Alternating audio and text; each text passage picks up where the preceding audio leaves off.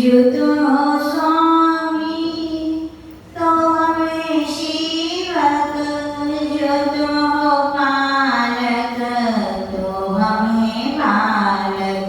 हाँ, जो तुम हो स्वामी तो हमें सेवक, जो तुम हो पालक तो हमें बालक।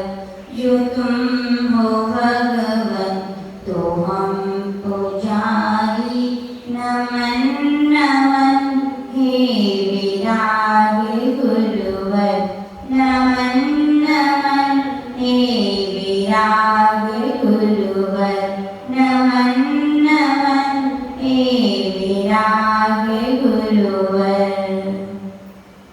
अनंतानंद श्री परमेश की भगवान की, देवादिदेव श्री आदिनाथ भगवान की, देवादिदेव श्री विश्वनाथ भगवान की, गुरु नाम गुरुदेव आचार्य श्री स्वामी श्री विमल सागर जी महामनिराज की, गुरु नाम गुरुदेव आचार्य श्री स्वामी श्री सन्मति सागर जी महामनिराज की, परम पूज्य बुद्धदेव खंड के प्रथमाचार्य पूर्ण शिवराचार्य गणाचार्य गुरुदेव स्वामी श्री राम सागर जी महामनिराज की, अहिंसामय विश्व धर्म की।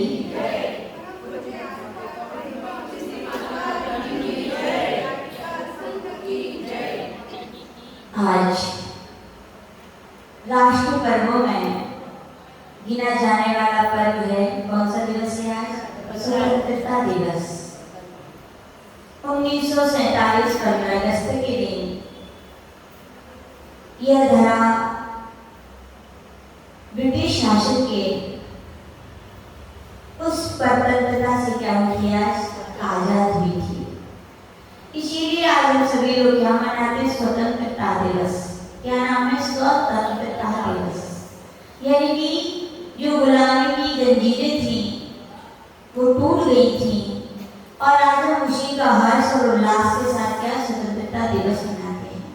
पूज्य गुरुदेव कहते थे खुशी है अच्छी बात है, उल्लास है अच्छी बात है, लेकिन याद हमें उन बातों के लिए रखना चाहिए जिन कारण से हमारा देश स्वतंत्र हुआ था।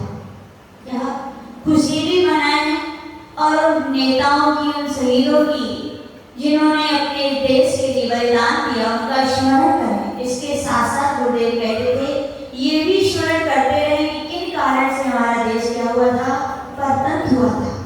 यदि हम खुशियों के साथ इस बात को भी स्मरण करते रहेंगे तो पूज्य गुरुदेव कहते हैं हमारे लिए दोबारा ऐसे दिन देखने नहीं पड़ेंगे। क्या कारण था उसके लिए? पूज्य गुरुदेव कहते हैं ये भारत देश प्रथम तीर्थंकर श्री ऋषभदेव के पुत्र भरत चक्रवर्ती के नाम से क्या नाम पड़ा इसका? भारत। ये आज से नहीं है, ये बहुत प्राचीन नाम है। क्या है ये? बहुत प्राचीन नाम है। हमारा देश जब आजाद हुआ तब पुनः हमारे देश का नाम ब्रिटिश शासन ने नाम क्या दिया था? इंडिया। क्या दिया? इंडिया का अर्थ जानते हैं सभी? इंडिया का अर्थ है बहुत प्राचीन।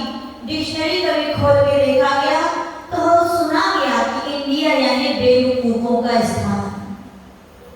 यानी कि ब्रिटिश शासन ने हमारे लिए जो धरा महाज्ञानियों तीर्थंकर भगवान तो महापुरुषों की धरा है, जहाँ की कृतियों को पढ़कर विश्व के सारे लोग रिसर्च कर रहे हैं, वैज्ञानिकों शोध कर रहे हैं, उस देश के लिए कितना नीचे गिराने की कोशिश। इसलिए ध्यान रखना मोदी जी ने बहुत अच्छा काम किया। क्या बोला? इंडिया नहीं भारत कहो। भारत कहते हैं तो हमें क्या होता है? गौरव होता है कि हम उस भारत देश के निवासी हैं जो तीर्थंकर भगवान के पुत्र ऋषभदेव के नाम से रखा गया।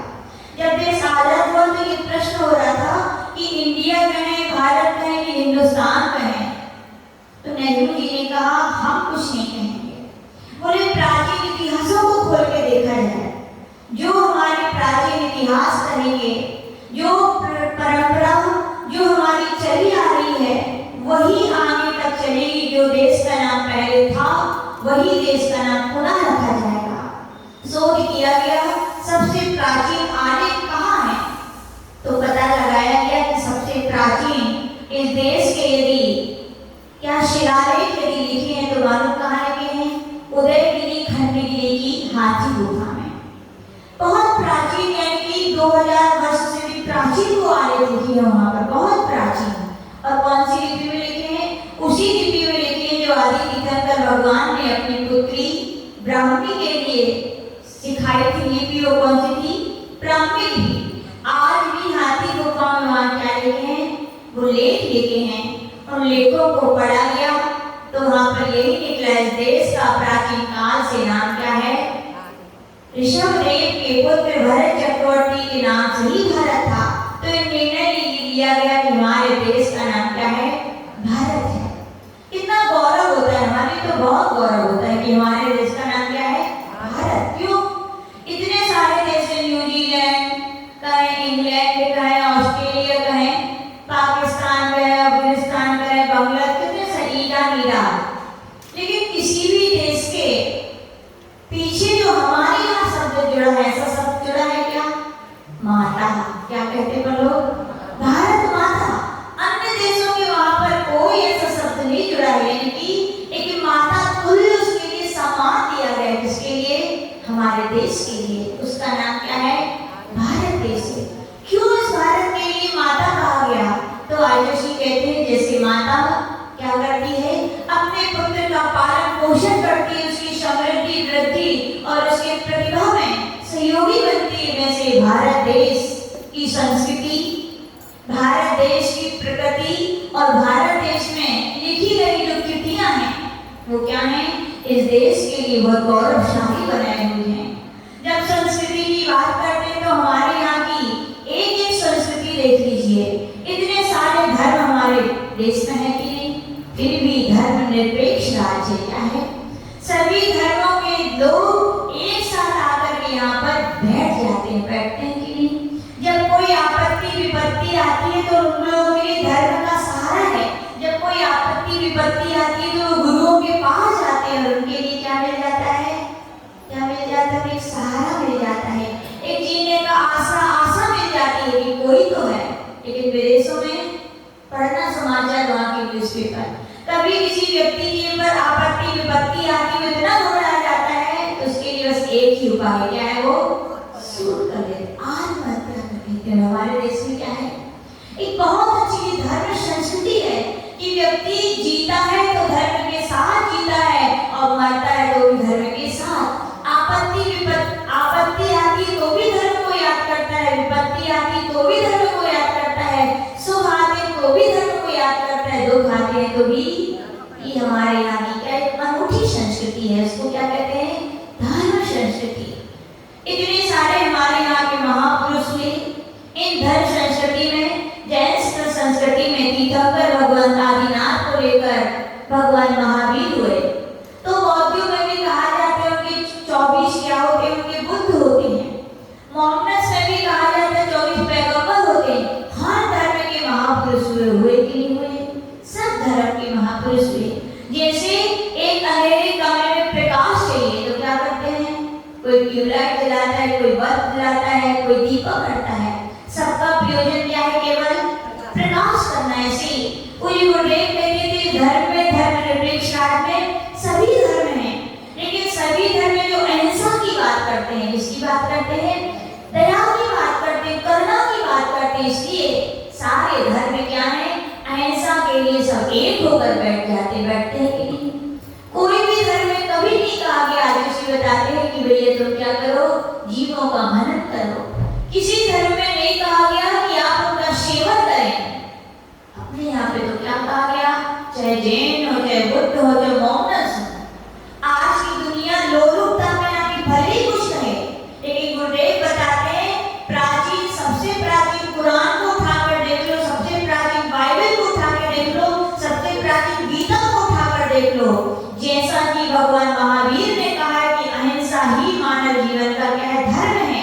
हर प्राणी अहिंसक है, अहिंसक के साथ ही जन्म लेता है, अहिंसक के साथ ही जीता, अंत में उसका मरण होता है। तो किससे होता है? अहिंसा के साथ होता है। तो हमारे देश की क्या है? उन्हें महापुरुषों ने अपने देश की वो धरा है जिसे महापुरुषों ने सींचा है। किसने सींचा है? अपने त्याग से, अपनी तपस्या से, अपने ज्ञान से। इसीलिए देश की क्या है? यह हरी भरी धरती है। यहाँ की प्रकृति भी देखिए। कोरोना हुआ था कि नहीं? कोरोना कमी है क्या? लेकिन दवाई मिली तो कहाँ मिली उसकी? भारत देश में। भारत देश की प्रकृति में एक एक पेड़ में, एक एक वृक्ष में औषधि रस भरा हुआ है। तो आचार्य भगवत कहते थे चाहे संस्कृति की बात करें तो भी सबसे श्रेष्ठ है तो भारतीय संस्कृति है। प्रकृति की बात करें तो सबसे श्रेष्ठ प्रकृति क्या है? भारतीय प्रकृति है। कृति की बात करें तो आचार्य श्री बोलते थे सबसे ज्यादा यदि श्रेष्ठ और उत्तम कृतियां लिखी गई तो कहाँ लिखी गई? भारत देश में। आज हमारे देश में संविधान लिखा गया। किसने लिखा था संविधान? डॉक्टर अंबेडकर बाबा साहब ने। उनसे पूछना कभी कि बाबा अंबेडकर जी आपने संविधान लिखा तो कैसे लिखा? जब उन्होंने संविधान लिखा और संविधान लिखने के बाद उन्होंने संविधान की पुस्तक के लिए जब नेहरू जी और गांधी जी के लिए हाथ में सौंपा तो उन्होंने जैसे पुस्तक का पहला पेज खोला तो उन्हें क्या दिखाई दिए? भगवान महावीर दिखाई दिए। कौन दिए? भगवान महावीर। आज भी मोबाइल पर सर्च कर लेना संविधान की प्राचीन पुस्तक का प्रथम पत्र, प्रथम पृष्ठ आज भी देखना में गौरव होना चाहिए कि सबसे ऊपर कौन से भगवान लगे हैं? भगवान महावीर लगे। वहां पर पूछा गया, नेहरू जी ने पूछा अंबेडकर जी अपना देश तो धर्मनिरपेक्ष है, ये जैन धर्म के इष्ट देवता यदि भगवान महावीर की हम फोटो लगाते हैं तो फिर क्या होगा? ऐसा नहीं होना चाहिए। तो डॉक्टर अंबेडकर साहब ने बहुत अच्छी बात बोली कि नेहरू जी यदि मैं भगवान महावीर को निकाल दूंगा तो सारा संविधान ही क्या हो जाएगा? समाप्त हो जाएगा। बोले क्यों? क्योंकि मैंने नागपुर की यूनिवर्सिटी में 6 महीने यदि कोई पढ़े हैं ग्रंथ तो भगवान महावीर के पंचशील सिद्धांतों को पढ़कर ही मैंने संविधान बनाया है। इसलिए यदि मैं भगवान महावीर का स्मरण किया है तो किसी धर्म मतलब धर्म के आरंभ नहीं किया। मैंने केवल जहाँ से जो सीखा है, जहाँ से लिखा है उसकी लिखा। इसलिए में गौरव होना चाहिए कि जैन समाज के भगवान महावीर के पंचशील सिद्धांतों को पढ़कर ही क्या लिखा गया? भारत देश का संविधान लिखा गया। आप डॉक्टर वैज्ञानिक अल्बर्ट आइंस्टीन हुए, आदर्शी होते हैं, और उन्होंने कितने सारे जिंदगी में रिसर्च किए, लेकिन उन्होंने अंतिम समय जब पठन किया, पाठन किया तो जैन दर्शन के ग्रंथों का क्या? किसका किया? जैन दर्शन के ग्रंथों का किया। और उन्होंने अपनी अंतिम पुस्तक में बहुत अंतिम पेज पर लाइनें लिखी। मालूम क्या लिखी? उन्होंने क्या लिखा कि मैं नहीं जानता कि भगवान होते हैं कि नहीं होते, मैं नहीं जानता आत्मा होती है कि नहीं होती, मैं नहीं जानता कि इसका पुनर्जन्म होता है कि नहीं, कि मरने के बाद आत्मा आती है कि नहीं, मैं नहीं जानता, लेकिन होती है तो क्या लिखा उन्होंने? लेकिन होती है तो मैं प्रार्थना करता हूँ कि मेरा जन्म हो तो कहाँ पर हो? भारत देश में हो। भारत देश में भी किस धर्म में हो मेरा जन्म? क्या होती है? यानी कि जैन कृतियां इतनी अपनी प्रभावशाली, महत्वशाली हैं। आज विदेशों में जाके देख लेना, जितनी बड़ी बड़ी लाइब्रेरी है, गुरुदेव कहते थे कि हर लाइब्रेरी में हजारों की संख्या में सबसे ज्यादा ग्रंथ मिलेंगे तो किसके मिलेंगे? जैन धर्म के ग्रंथ मिलेंगे। और वो भी पढ़ने के योग्य हैं, सारे आज डिस्कस किए जा रहे हैं। इसलिए हमारे देश की चाहे संस्कृति कहें, चाहे प्रकृति कहें, चाहे कृति कहें, बहुत बड़ी उन्नतशाली बनाने वाली है। पूज्य गुरुदेव कहते थे इन सब बातों का स्मरण करें और उसके साथ साथ ये भी स्मरण करें हमारा देश परतंत्र कहाँ से प्रारंभ हुआ था। तो पूज्य गुरुदेव बताते हैं सबसे पहले इंग्लैंड के ब्रिटिश शासन का मेकाले, क्या नाम था उसका? मेकाले था एक नाम का व्यक्ति, वो सबसे पहले भारत आया। उसने भारत की संस्कृति को देखा, भारत की प्रकृति को देखा, भारत के लोगों को जो आध्यात्मिक और अपनी साधना से जीते थे उनके लिए देखा। तो उसने पिता के लिए पत्र लिखा था। मालूम क्या लिखा था? मेकाले। उन्होंने अपने पिता के लिए पत्र लिखा कि पिताजी मैं सोच रहा था कि भारत देश ऐसे ही है, लेकिन नहीं, भारत देश की संस्कृति एक विशेषताओं को लिए हुई है जो धर्म के साथ जुड़ी हुई है। भारत की प्रकृति में धन धान है और भारत की कृतियों में तो वो भरा है जो देश की किसी कृतियों में नहीं है। मैंने सोचा था कि इस देश पर राज्य करूंगा, यहाँ सोचूंगा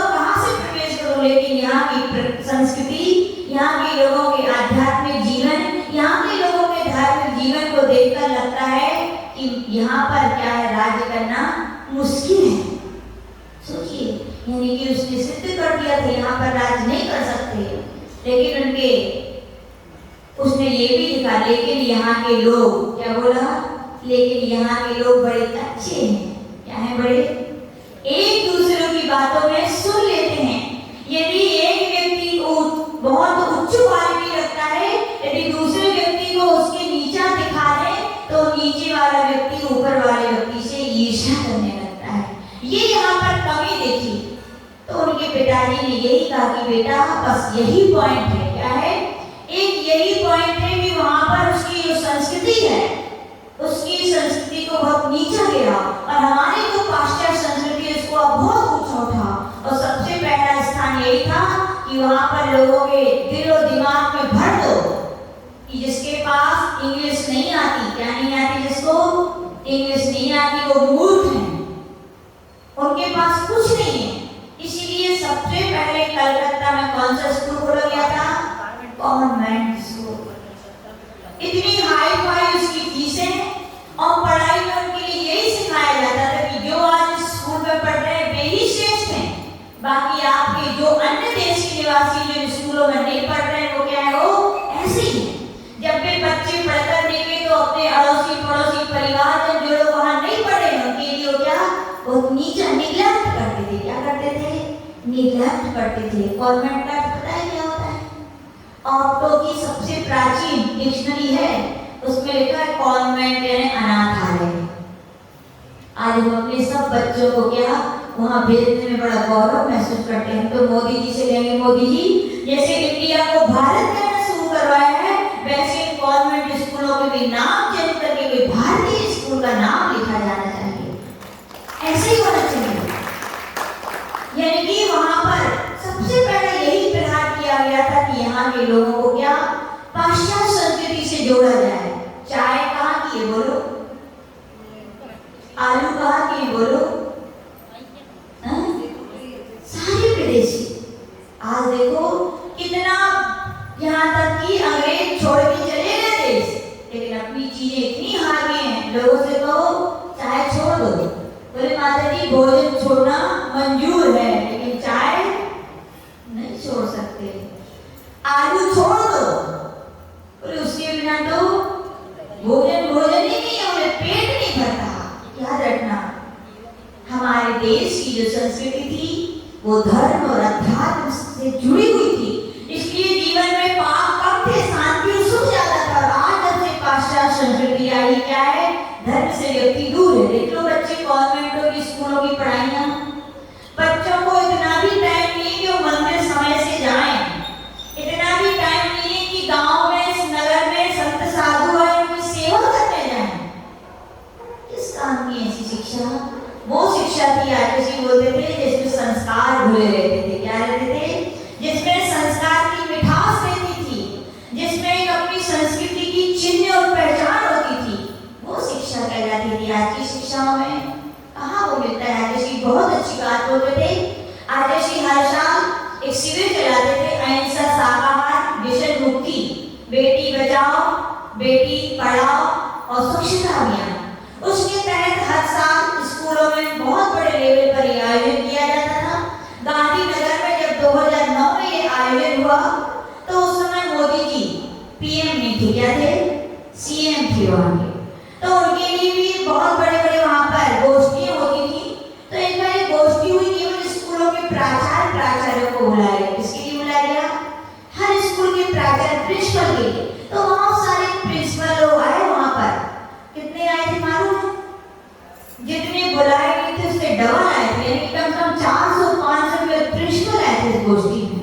जब आदिशी के प्रवचन हुए तो आदिशी ने बहुत सारा बोला था, लेकिन उसके शॉर्ट में सारे धर्म के शब्द थे। तो आदिशी ने बोला था, like mother like daughter, like father like son, यानी कि जैसी माता वैसी पुत्रियां, जैसे पिता वैसे बेटी, ये दुनिया जानती है। लेकिन आज मैं स्कूल वालों के लिए सूत्र देना चाहता हूं कि लाइक टीचर लाइक स्टूडेंट, जैसे टीचर होंगे वैसे क्या होंगे, स्टूडेंट होंगे। टीचर यदि सत्य होंगे, टीचर यदि शाकाहारी होंगे,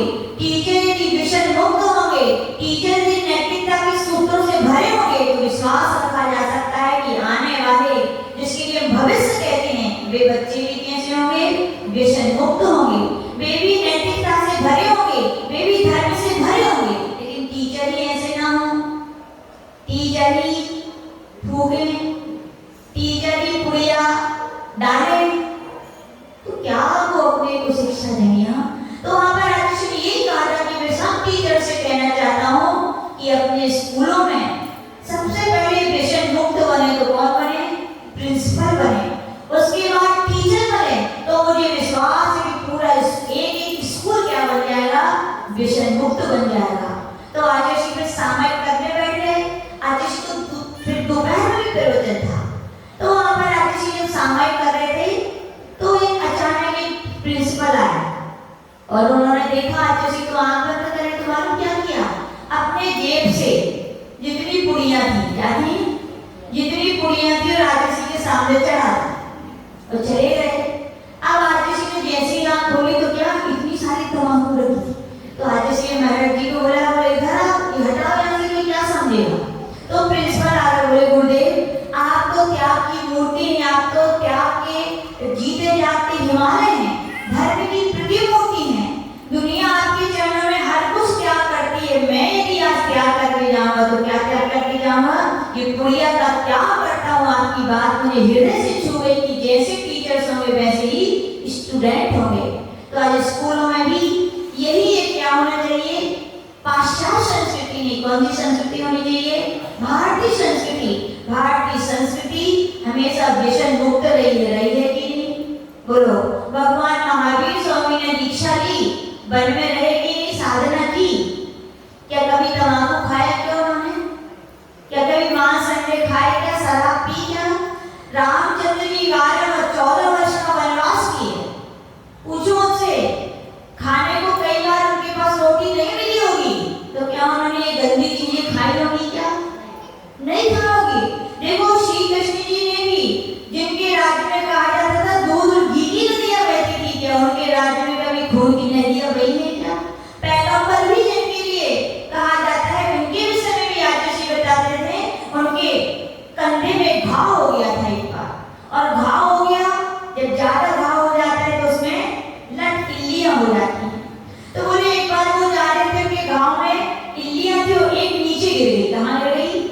तो उन्होंने धीरे से उठाया और क्या किया? अपने गांव में रख लिया। तो व्यक्ति ने पूछा, उनका जो भक्त था, बोले आपने ये क्या किया? बोले वो इल्लियां तो आपको परेशान कर रही होगी थी, आपको तो हटा देना चाहिए उनके लिए। तो उन्होंने कितना सुंदर उत्तर दिया, बोले ये मेरे इतने बड़े शरीर पर है तो मेरा उतना कुछ नहीं बिगड़ रहा है, लेकिन मैं कोई अलग कर दूंगा तो इनका क्या हो जाएगा? मरण हो जाएगा। तो ऐसे मुस्लिम धर्म में भी ऐसी दया की बात करने वाले पैगंबर हैं, तो फिर कहाँ अहिंसा की बात हो सकती है क्या? ऐसे हमारे अंदर क्या होना चाहिए? पूज्य गुरुदेव कहते थे हमारा देश अहिंसक था, है और रहे। इसके लिए जरूरी है, क्या जरूरी है? कि हम अपने पेट को क्या ना बनाएं? शमशान ना बनाए भैया। इससे भी अपनी माँ से ही के जब उधर से उत्पन्न होता है तो क्या खाता है? बताओ क्या खाता है?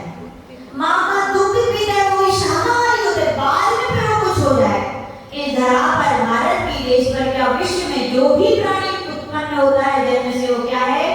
शाकाहारी है।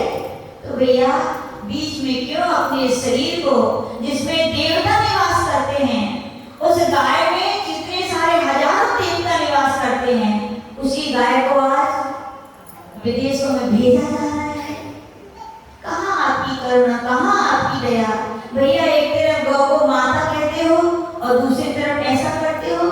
जिन धर्मों में सेवा करना धर्म कहा गया है, उनसे हम पूछना चाहते हैं, एक व्यक्ति को छोटा सा घाव हो जाता है तो आप पट्टी बांध करके बहुत बड़े धर्म का प्रचार करते हो, और जब भोजन का समय आता है तो उन जीवों को थाली में रखकर ही अपने पेट में डाल देते हो। तब कहाँ धर्म गया आपका? अब वो धर्म, एक व्यक्ति को सुई चुभ जाती है तो आप वो धर्म दया की बात करते हो, उसको, उसकी रक्षा करो, उसकी सेवा करो, और ऐसे जीते जागते जीवों को हनन करके आप जब अपना भोजन बनाते हो तो आपकी दया कहाँ गई भैया? भगवान से डरो या ना डरो, लेकिन किससे डरो? इन बुरे कर्मों से डरो, क्योंकि कहा गया है जो जैसा करता है उसको वैसा ही फल देता है। हमारे देश की संस्कृति व्यसन मुक्त संस्कृति है। अपन क्या करें? उसको ही व्यसन मुक्त ही सबको पाठ पढ़ाएं और सबके जीवन में क्या करें? व्यसन मुक्ति के लिए है। एकता संगठन भी देखना है तो कहाँ देखने मिलता है? भारत देश में। दुनिया के लोग बुलाते हैं तो भी व्यक्ति एक जगह नहीं आ पाते, लेकिन यदि किसी समाज के संत एक जगह आके बैठ जाते हैं तो पूरे देश के लोग एक जगह आके क्या है? बैठ जाते हैं। बैठ जाते हैं कि कहाँ से शुरुआत होती है इसकी? विवेकानंद जी का नाम सुना होगा। वे स्कूल में पढ़ते थे, स्कूल में चित्र आया। किसका? एक चित्र दिया गया उसमें कि भारत का नक्शा था, उसके बहुत सारे डिवाइडेशन कर दिए और बच्चों से कहा कि इसको जोड़ दो। क्या कहा उससे? इसके लिए जोड़ दो। सरल है क्या? बहुत कठिन। कौन सा देश, कौन सा प्रदेश कहाँ है, कौन सा हिस्सा? सभी बच्चों ने मना कर दिया कि मैं इसको नहीं जोड़ सकता हूँ, लेकिन विवेकानंद जी उठे, उन्होंने उसके लिए आगे पीछे पीछे आगे पूरा देखा टुकड़ों के लिए भारत के नक्शे, और उन्होंने क्या किया? 2 मिनट भी नहीं लगे। तो कितने मिनट? 2 मिनट भी नहीं लगे, उन्होंने भारत का नक्शा जोड़ दिया। कैसे जोड़ा पता है? क्योंकि एक तरफ भारत का नक्शा था, दूसरी तरफ एक व्यक्ति का चित्र बना था। क्या बना था?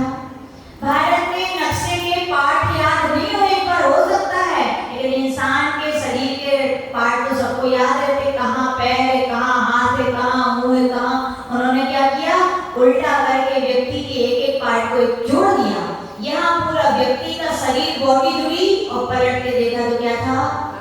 भारत का नक्शा जुड़ा। कहने का तात्पर्य भारत देश में की जो संस्कृति, भारतीय संस्कृति थी, उसको दोबारा लाना है तो क्या? पड़ोसी से नहीं कहना पड़ चाहिए, न समाज से, न देश के नेता से। गुरुदेव कहते थे जैसे एक व्यक्ति के जुड़ जाने से पूरा देश जुड़ गया, वैसा एक एक व्यक्ति संकल्प कर ले कि हम अपनी भारतीय संस्कृति के अनुसार ही जिएंगे। हमारी जो भारतीय संस्कृति पहले थी उसके अनुसार ही अपना जीवन यापन करेंगे, हम व्यसन मुक्त रहेंगे, हम अहिंसा की चीजें यूज नहीं करेंगे, तो हमारा देश जो पहले क्या कहा जाता था? सोने की चिड़िया। कमी है कि हमारे देश में?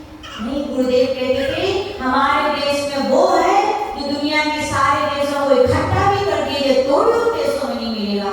इस देश की संस्कृति, रामचंद्र जी जैसे महापुरुष हुए किसी देश में? बताओ हुए क्या? कहीं पर ब्राह्मणी सुंदरी जैसी पुत्रियां हुई क्या? कहीं पे श्रवण कुमार जैसे पुत्र हुए क्या? कहीं पे भरत चक्रवर्ती जैसे आदर्श भाई हुए क्या? नहीं हुए। कहाँ पर हुए? भारत में हुए। और सबसे बढ़िया बात तो ये है कि भगवान महावीर जैसे क्या हुए? यहाँ पर तीर्थंकर भगवान उत्पन्न हुए हैं, जिन्होंने निरंतर अपनी दया से, क्षमा से, अहिंसा से देश के लिए खींचा है। हमारा देश का तिरंगा झंडा भी कितने कलर होते हैं उसमें? 5 की 3 होते। देश के झंडे में कितने होते? 3। केसरिया रंग है। गुरुदेव कहते थे साहस और बलिदान का प्रतीक है, जिसका वास्तविकता में यदि वे सैनिक, वे नेता लोग यदि साहस ना रखते, वे अपने प्राणों का बलिदान ना देते, तो हमें नहीं लगता कि अपने यहाँ जितनी खुशी से बैठे यहाँ बैठे होते। महात्मा गांधी जी से पूछो आपने देश के लिए कैसे स्वतंत्र है, तो वे यही कहेंगे किसके द्वारा? भगवान महावीर के अहिंसा के सिद्धांत के द्वारा। किसके द्वारा? भगवान महावीर के अहिंसा के सिद्धांत के द्वारा ही यहाँ पर हमारा देश आजाद हुआ है। सफेद कलर विश्व शांति का प्रतीक है। किसका प्रतीक है? सारे देशों में बड़े बड़े बम तैयार किए गए हैं। बेयदि बस बटनी दबाना है, क्या करना है? बेयदि दब गए तो पूरे विश्व में क्या हो जाएगी? अशांति हो जाएगी। लेकिन अपना भारत देश ऐसा देश है जहाँ पर प्रत्येक जैन मंदिर में सुबह से शांति धारा की जाती है। तो किसकी की जाती है? विश्व शांति के कल्याण के लिए। वो हमारा देश है कि हमारे देश की नहीं, वो सारे विश्व की शांति की बात करता है। हरा कलर समृद्धि और उर्वरता का प्रतीक है। हमारे देश में जो फसल देखो क्यों साधु हैं, कभी आपने सोचा दिगंबर माता जी महाराज जी क्यों भारत में रहते, बाहर क्यों नहीं जाते? क्योंकि वहां गेहूं है ही नहीं है। इतने सारे ऐसे देश है जहां पर फसल होती नहीं है, लोग गंदी गंदी चीजें खाते हैं। हमारे देश में तो क्या सोने की तरह, किसकी तरह, सोने की तरह फसलें उत्पन्न होती है जो हमारे देश को बहुत समृद्धि और उर्वरा को बनाए हुए हैं। और उसमें सबसे बीच में क्या होता है, चक्र होता है। कितने उसमें आरे होते हैं, 24 आरे होते हैं। वे 24 आरे जैन जैन लोग कहेंगे तो कहेंगे 24 तीर्थंकर के प्रतीक हैं। बुद्ध कहेंगे तो 24 बुद्धों के प्रतीक है। मोहम्मद कहेंगे तो 24 पैगंबरों के प्रतीक है। यानी कि उस देश के झंडे का एक बिंदु है तो क्या है, वो धर्म है। क्या है? तो आचार्य जी बोलते थे भैया राजनीति और धर्म नीति कौन सी नीति है? राजनीति और धर्म नीति। बोले राजनीति होनी चाहिए लेकिन किसके साथ होनी चाहिए? धर्म नीति के साथ। यानी कि हृदय में व्यक्ति के क्या बसे, धर्म रहेगा। फिर वो कितना भी बाहर राजनीति करे तो क्या होगा, देश का भी कल्याण होगा, देशवासियों का भी कल्याण होगा, उस व्यक्ति का स्वयं का कल्याण होगा। तो आज 15 अगस्त के दिन हम सभी यही नियम लें कि हमारे देश की जो संस्कृति थी हम उसको क्या रखेंगे, कायम रखेंगे। हमारे धर्म की जो संस्कृति थी उसको कायम रखेंगे। यानी कि हमारा देश व्यसन मुक्त था कि नहीं? शराब पी जाती थी क्या देशों में? मांस खाया जाता था क्या? गुटखे खाए जाते थे कि नहीं? तो आज सब लोग दोनों हाथों को उठा करके नियम लेंगे कि जीवन में कभी भी ना मांस खाएंगे और ना खाने देंगे। अपने परिवार में अपने छोटे छोटे बच्चों को शुरू से ही ऐसा पढ़ाओ, ऐसा सिखाओ कि भैया अपन इस धर्म में नहीं, उस देश में जहाँ के महापुरुष संकट में रहे। गांधी जी विदेश गए पढ़ने, बीमार हुए और डॉक्टरों ने कहा क्या, ये खाने पड़ेंगे अंडे। उन्होंने क्या कहा, मरना मंजूर है लेकिन मैं अंडे नहीं खाऊंगा, शराब नहीं पीऊंगा, मछली वगैरह नहीं खाऊंगा। जब भगवान इस देश में तीर्थंकर भगवत अहिंसक रहे, इस देश के महापुरुष अहिंसक रहे, इस देश के जब नेता अहिंसक रहे तो हम भी क्या रहेंगे, अहिंसक रहेंगे। यानी कि ये सब चीजों का हम सेवन नहीं करेंगे।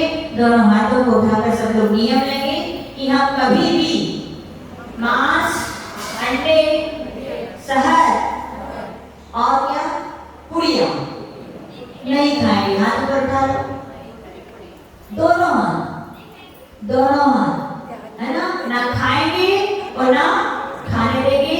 योगी परम पूज्य आचार्य गुरुदेव विलासागर जी महामेरा जी